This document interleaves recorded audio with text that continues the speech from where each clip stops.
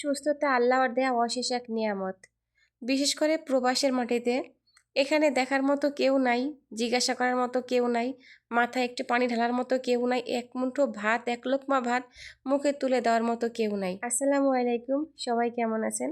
শরীরটা তেমন একটা ভালো না, হাসপাতালে যাচ্ছি। সবাই জানেন যে কিছুদিন যাবৎ আমি একটু অসুস্থতায় ভুগতেছি। আমার জন্য সবাই দোয়া করবেন যাতে খুব তাড়াতাড়ি সুস্থ হয়ে যাই প্রবাসের মাটির থেকে। গাড়ি চলে আসছে, গাড়িতে উঠে বসলাম। আর একা একা ভালো লাগতেছিল না, ভিডিও বানিয়ে নিলাম। এর আগে আমি ডাক্তার দেখাইছিলাম, সেই ফাইলটাও সাথে নিয়ে গেছিলাম। আসলে কি জানেন, এর আগে অতটা খারাপ লাগতো না, অতটা বুঝিও নাই যে প্রবাস কি, হাসি আনন্দের ভিতরে ছিলাম। কিন্তু যখন অসুস্থ হয়ে পড়লাম তখন বুঝতে পারলাম সত্যি প্রবাসটা না অনেক কঠিন। এইখানে অসুস্থ হয়ে পড়ে থাকলে কেউ কারো না, কেউ কাউকে দেখে না, জিজ্ঞাসাও করে না, খাইছো কি না তাও জিজ্ঞাসা করে না। কারণ যদি কেউ আমার জন্য একদিন অ্যাবসেন্ট করে, একদিন যদি ডিউটিতে না যায়, তাহলে সে কিন্তু বেতন থেকে একদিনের বেতন কম পাবে। কথা বলতে বলতে কিন্তু হাসপাতালেই চলে আসছি। আর হাসপাতালটার আরবিতে কি নাম বলতে পারবো না। এমনিতে দেখলাম হাসপাতালটার নাম মোরস, এটা তাবুক শহরের একটা হাসপাতাল। আর এইখানে আমাদের কোম্পানির ইন্স্যুরেন্স আছে। আর এখানে আমাকে গাড়ি নামিয়ে দিয়ে গেল আর আমি ভিতরে যাব এখন।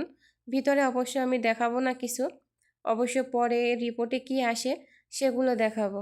আমি ডাক্তার দেখাবো একতলায়, কিন্তু সিঁড়ি দিয়ে যাওয়ার মতো শক্তি আসতেছে না, সাহস আসতেছে না মনের ভিতরে। তাই তো লিফটে উঠে গেলাম। এ তো টিকিট কাটা শেষ, সিরিয়াল নাম্বার পড়লো 11-তে, কিন্তু লোক আছে 3 জন, অন্য আরও কাউকে দেখি না। আমরা 3 জনই বসে ওয়েট করতেছিলাম। ডাক্তার দেখানো শেষ, একটু নিচে আসলাম বাইরের দৃশ্য দেখার জন্য। আর ডাক্তার বলছে আধা ঘন্টা পর গিয়ে আমি রিপোর্ট যেন নিয়ে আসি। আর এই জায়গাটাতে খুব ভালো ছিল, ভালো লাগলো জায়গাটা। এই জায়গাটা হয়তো অনেকেই চিনবেন।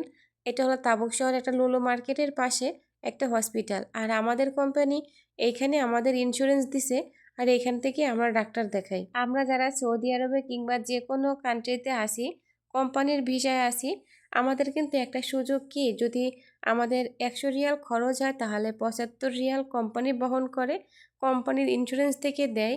আর 25 রিয়াল আমাদেরকে দিতে হয়। এই জন্য একটু সাহস করে আসতে পারছি। আমাদের তো এই দেশের অনেক খরচ ডাক্তার দেখাইতে। জায়গাটা একটু ঘুরে ঘুরে দেখলাম, সত্যি খুব ভালো লাগলো। কিন্তু মনের ভিতরে অনেক বড় একটা টেনশন যে কি না কি হবে, কি না কি পাওয়া যাবে রিপোর্টে। রিপোর্টটা ওইখানে বসে খোলার মতো শক্তিতে কুলায় নেয়। তাই বাসায় আসার পরে এই ভিডিওটা করলাম। রিপোর্টে ধরা পড়ছে আমার পিত্তথলিতে 15 মিলিমিটারের একটা পাথর আছে। এটা কোনো উপসর্গ ছিল না, এটা তো আমি বুঝতেও পারি নাই যে এটা আমার হইতে পারে বা কিছু। কোনো ব্যথা না কিংবা কোনো উপসর্গই ছিল না। এটা নাকি আমি 1 বছর যাবৎ বহন করে আসতেছি।